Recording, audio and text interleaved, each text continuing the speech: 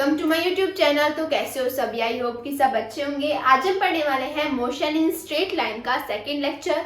इससे पहले वाले में जो हमने किया था उसको अभी हम डिस्कस करेंगे लेक्चर 1 में। थोड़े देर में मतलब थोड़े टाइम में हम उसको कंप्लीट कर लेंगे कि हमने फर्स्ट लेक्चर में मेन क्या पढ़ा था।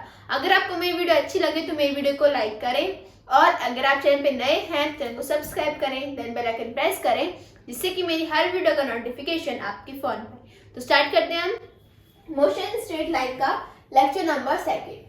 सबसे पहले थोड़ा सा डिस्कस कर लेते हैं लेक्चर 1 का। ये होने वाला है लेक्चर 2।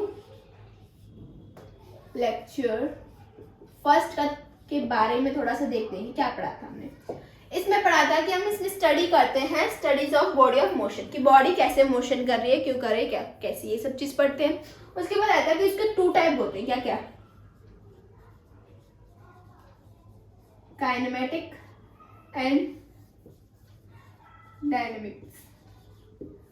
ठीक है, तो काइनेमेटिक किस लिए यूज होता है? काइनेमेटिक सिर्फ मोशन के लिए यूज होता है, स्टडी ऑफ मोशन। क्या करते हैं हम इसमें? Study of motion. और इसमें स्टडी करते हैं स्टडी ऑफ फोर्स।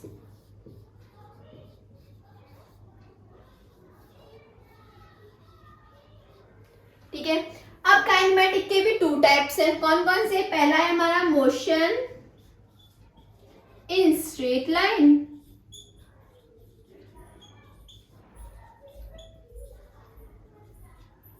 और दूसरा है motion in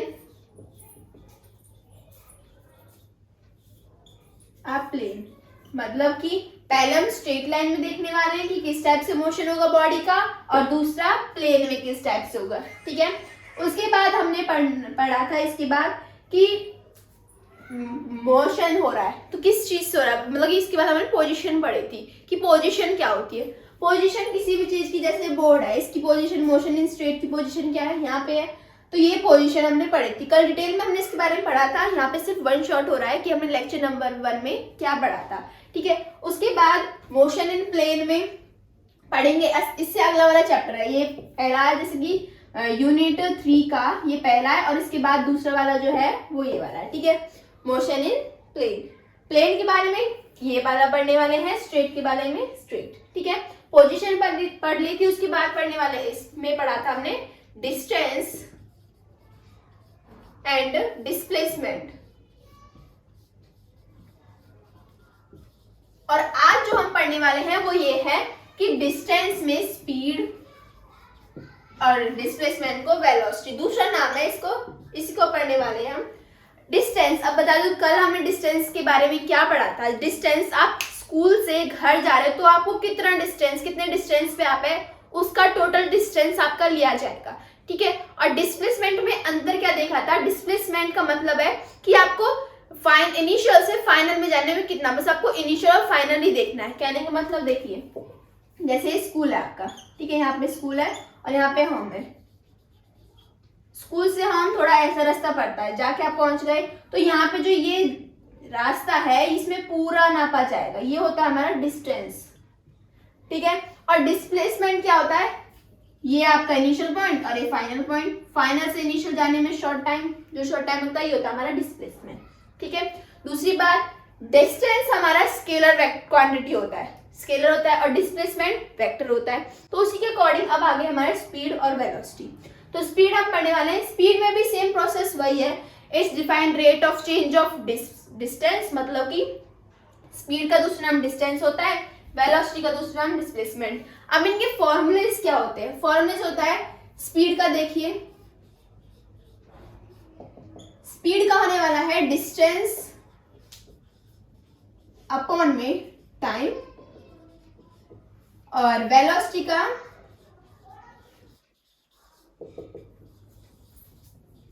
displacement upon time. ठीक है, इन्हीं के बारे में पढ़ने वाले हैं। इसको फिर से स्केलर क्वांटिटी कहा जाता है क्योंकि ये क्या है, हमारा डिस्टेंस है, और इसको वेक्टर क्वांटिटी कहा जाता है। वेक्टर पे हमेशा ये वाला एरो लगता है, वेक्टर का साइन दिखाने के लिए कि ये वेक्टर है। ठीक है, और इसके एसआई यूनिट क्या होती है? स्पीड की एसआई यूनिट होती है हमारी मीटर पर सेकंड, और डिस्टेंस की भी होता है, इसकी वेलोसिटी या फिर डिस्प्लेसमेंट आप कह सकते हो मीटर सेकंड होती है। ठीक है, ये डिफरेंस है हमारा डिस्टेंस और स्पीड में। डिफरेंस कुछ नहीं है, मतलब कि स्पीड की डेफिनेशन आपसे अलग पूछी जाती है और डिस्टेंस के अलग, तो ये अलग अलग है बट सेम प्रोसेस है कि प्रोसेस क्या है इसका नापने का। भी नापने का क्यों बनाया है, मतलब कि स्पीड क्यों नाम रखा गया है। अब आप डिस्टेंस जा रहे हो, ठीक है, आप डिस्टेंस चले गए, जैसे ही गए, ठीक है, तो यहाँ पे आपको कितना टाइम लगा, किस स्पीड से आप गए, इसलिए यहाँ पे नाम आया आपका स्पीड का, कि आप उस डिस्टेंस में, डायरेक्शन में, डिस्टेंस में गए जो भी है, तो उसमें कितनी स्पीड लगी, कितने टाइम पे आप गए। ठीक है, वही नापते हो ना। जैसे कि एग्जांपल ले लीजिए, ए पॉइंट से आप गए बी पॉइंट तक, ठीक है, ए से बी पॉइंट तक गए आप। अब वहां पे देखिए कि टाइम कितना लगा। यहाँ पे टाइम है आपका 1 सेकेंड और यहाँ पे टाइम है आपका 10 सेकेंड ले लेते हैं। और आप कितना डिस्टेंस गए, आप गए 20 मीटर। ठीक है, अब आपको इसमें क्या निकालनी है, स्पीड निकालनी है। क्या निकालनी है, स्पीड। क्वेश्चन आते हैं ऐसे, हमारी बुक में भी है क्वेश्चन कि इसकी स्पीड निकालो। तो कैसे निकालोगे आप स्पीड?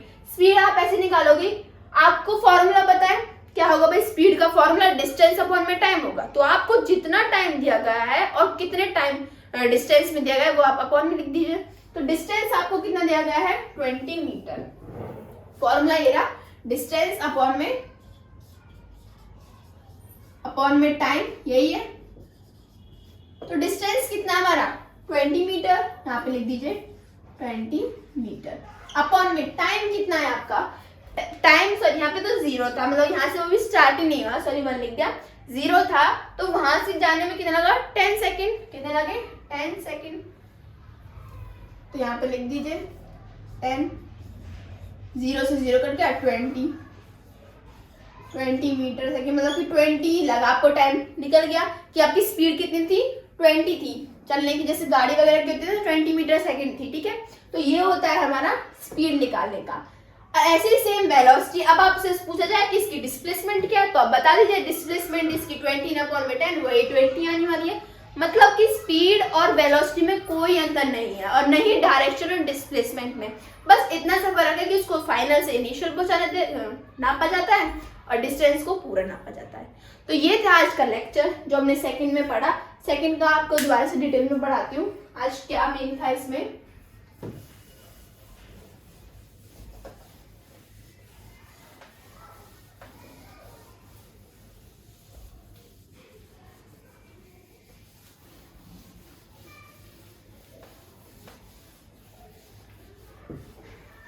लेक्चर नंबर सेकंड में जो हम पढ़ने वाले हैं वो था हमारा मेन टॉपिक,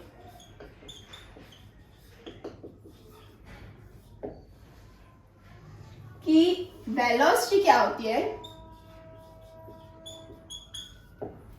और स्पीड लिख लेते हैं। मेरा हाथ स्पीड पे चलेगा नहीं तो यहाँ पे। और वेलोसिटी क्या होती है, ठीक है। अंदर अभी मैंने आपको बता ही दिया, बहुत इजी है। तो बस डेफिनेशन लिख लीजिए जो आपको अपने नोट्स में लिखनी है।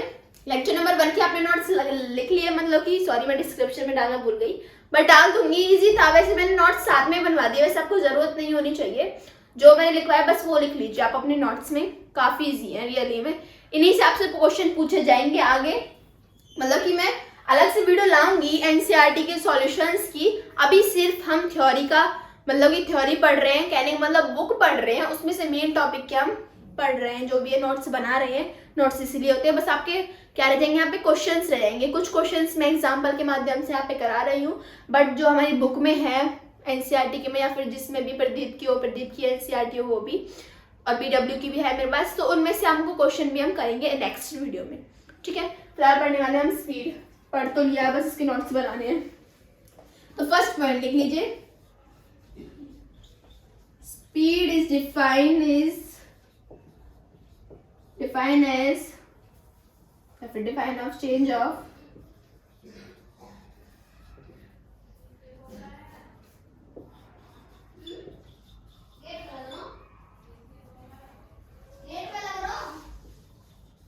change of distance।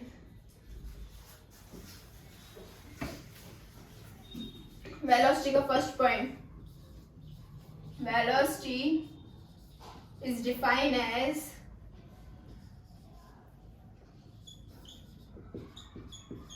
rate of change of displacement.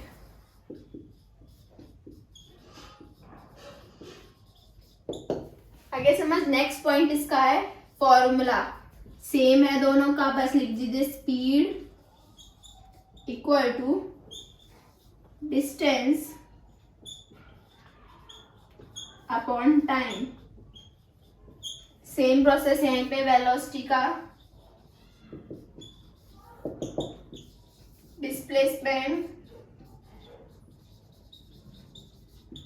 Upon में टाइम। ठीक है। नेक्स्ट थर्ड पॉइंट इज क्या है, it is a scalar quantity.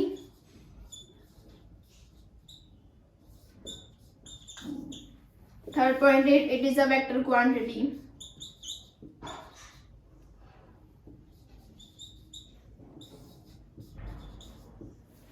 Fourth point है इसका एसआई यूनिट,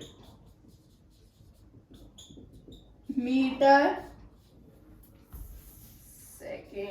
पर सेकेंड, एसआई यूनिट।